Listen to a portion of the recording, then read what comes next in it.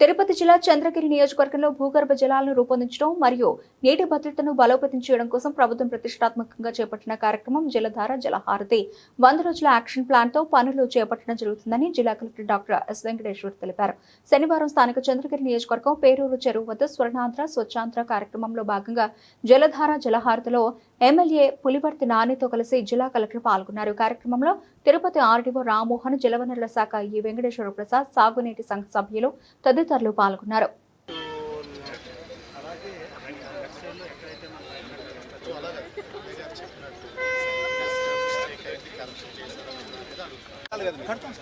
అంటే ఎక్కడ మనకి అక్కడ 100% ఉంది సార్. మనకి డ్రాయింగ్ కూడా ఆల్రెడీ రెడీ చేశారు. అదే సార్, ఎందుకంటే సార్ మన తొండవాడ నుంచి వస్తుంది. అవును సార్. మల్లవరం క్రాస్ నుంచి మీరు స్టార్ట్ అవుతారు. అవును సార్. మల్లవరం క్రాస్ నుంచి మీరు ఇరిగేషన్ కోఆర్డినేట్ చేసుకొని కాలువతో వస్తేనే కాలువ రప్పినప్పటి నుంచి మనకు అవిలాల శాఖ 300 ఫీట్ వేస్తేనే 4 వాటర్ వస్తా ఉంది. ఇది కంటిన్యూ పెట్టుకోవాలి వాటర్. మీరు అది క్లోజ్ చేసి వాటర్ లేదని వెళ్ళిపోతే నాకు ప్రాబ్లం అవుతుంది. అదే సార్. సార్ ఎందుకంటే అక్కడ మళ్ళీ ఆల్రెడీ 2 times పర్సనల్ ఇన్స్పెక్ట్ చేశారు. ఇది ఒకటి సార్, మన డామినేట్ ఇంకా క్లియర్ చేయాలి సార్. డామినేట్ హౌసింగ్ కాలనీ కూడా అదే సార్.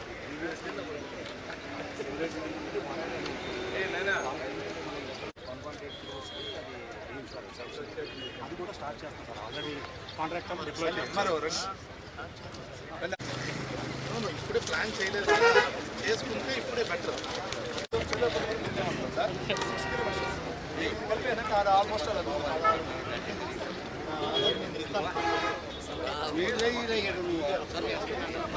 పేరు